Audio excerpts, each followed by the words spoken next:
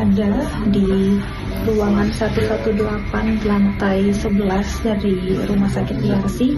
Kami akan melihat langsung kondisi dari salah satu korban dari kejadian ledakan di SMAN 72 kemarin, yang mana di kamar ini berisi ada 4 korban. Assalamualaikum Dimas. Waalaikumsalam. Dimas, gimana Dimas? Apa yang saat ini udah dirasakan Dimas? Yang dirasakan kuping sebelah kiri saya udah ada suara sedikit pun. Sebelah kiri? Sebelah kiri. Yang sebelah kanan itu kayak orang flu, bindeng. Sebelah kanan. Terus gimana Dimas? Ada yang dirasakan nggak Dimas? Enggak, udah itu aja sih. Sama sebelumnya sini saya panas. Sebelah kiri. Wajah kiri? Iya. Kalau sekarang Dimas gimana? Kalau sekarang alhamdulillah tinggal kuping aja. Sebelah kiri? Kiri kanan masih. Belum bisa mendengar. Yang sebelah kiri nggak bisa mendengar suara.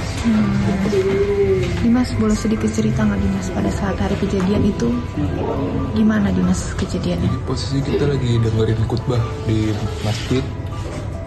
Saat berdoa tiba-tiba terjadi ledakan dari tengah.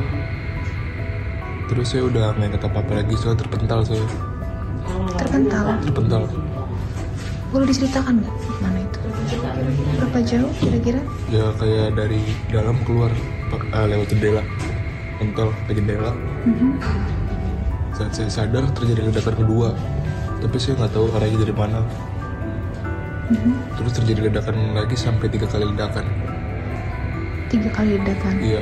Pada saat itu apa yang Dimas dan juga mencoba menolong teman kah atau mencoba melarikan diri kah? Awalnya mau lari, cuman melihat teman-teman yang udah parah lah, saya milih nolongin teman. Pemirsa, saat ini tim Fakta TV One berkesempatan untuk menanyakan langsung kepada orang tua dari salah satu korban akibat ledakan di SMAN 72 Jakarta pada 7 November lalu. Dan kami juga telah mendapatkan izin dari pihak Rumah Sakit IRC pada saat di hari ledakan itu terjadi. Mengetahui sekolah SMA 72, tempat sekolahnya Dimas, terjadi ledakan, apa yang terlintas di pikiran Ibu pada saat kejadian? Saya kaget, nggak percaya gitu loh, karena kebetulan juga dekat ya sama rumah, jadi ya saya langsung ke sekolah gitu loh, melihat udah suasana itu udah berhamburan sekali. Saya di rumah kebenaran lagi nganter catering, terus dengar ledakan kencang. Kebenaran kan depan rumah kami tuh ada jalan tol ya. Tidak begitu jauh berarti lokasi rumah dari? Iya, nggak begitu jauh. Saya masuk di zona 1, zona dekat dari sekolah. Dengarnya kencang sekali.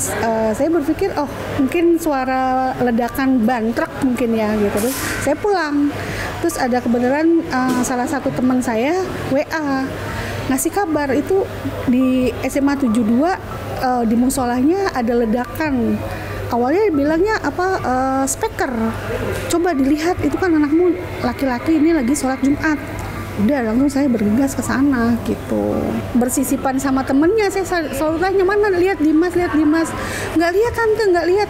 Makin panik, saya udah nangis aja deh. Terus sudah itu ada temennya bilang, itu tante Dimas di balai kesehatan. Kebenaran di belakang SMA 72 itu ada balai kesehatan angkatan laut gitu. Memang di sana lumayan banyak yang dibantu di sana gitu. Kemudian Ibu melakukan balik ke sana, ngecek ke sana, memang Dimas ada di situ sedang bantu teman-temannya, sedang evakuasi. Iya. Ibu melihat Dimas sedang membantu temannya. Iya. Tapi kondisi Dimas pada saat itu?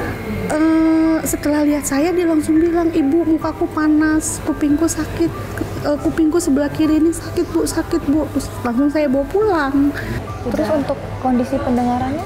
Pendengarannya untuk saat ini belum dengar sama sekali yang untuk telinga sebelah kiri. Kalau menurut cerita anak saya, selesai khutbah itu kan Jumatan itu kan khutbah dulu, baru qomat, baru sholat. Selesai khutbah, amin, meledak. Melihat Dimas trauma dan sampai saat ini takut, ada nggak ketakutan dari Bapak dan Ibu mungkin? Pasti. Apa itu? Pasti. Saya mungkin bisa kayak gini ya, tapi saya takut. Nah ya bisa dibilang kan Dimas baru SMA ya, dan dia laki-laki, dan ini panca indera, dan trauma itu juga kan membuat sesuatu yang dia makin ketakutan.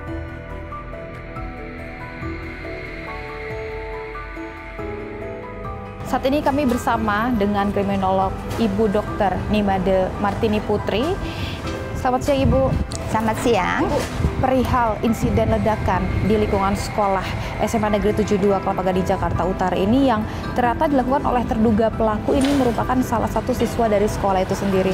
Dari perspektif kriminolog sendiri Ibu, mungkin tanggapannya bagaimana?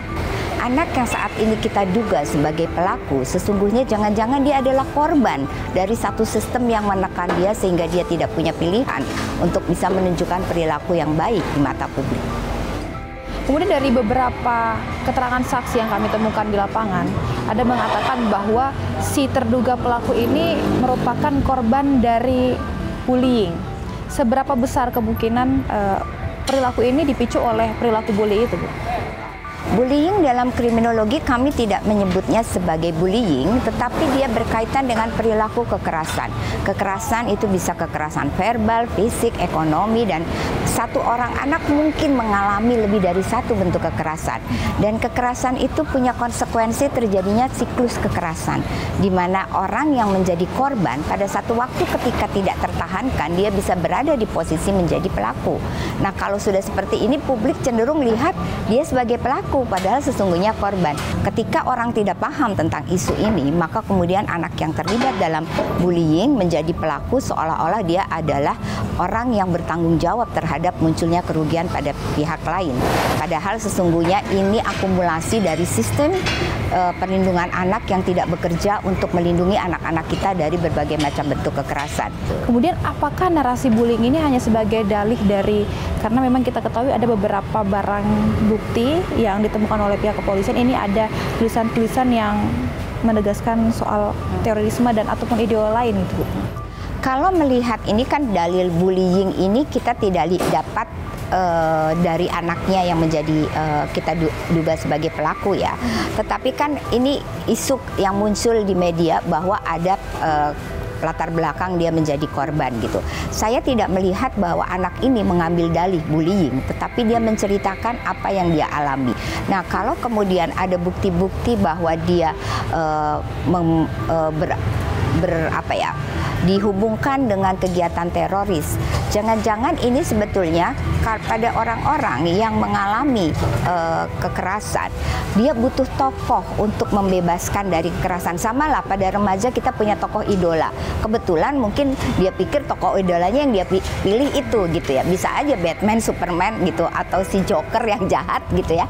Itu bisa jadi pilihan. Saya pikir ini konteks yang kita betul-betul berhati-hati. Kenapa? Karena pada anak-anak itu berbeda dengan orang dewasa. Siap, terima kasih banyak Ibu Martini atas waktunya. Itu tadi kita akan temukan fakta selanjutnya. Seperti yang dilihat di TKP kan, TKP itu jelas itu adalah senjata mainan. Kita pastikan itu senjata mainan.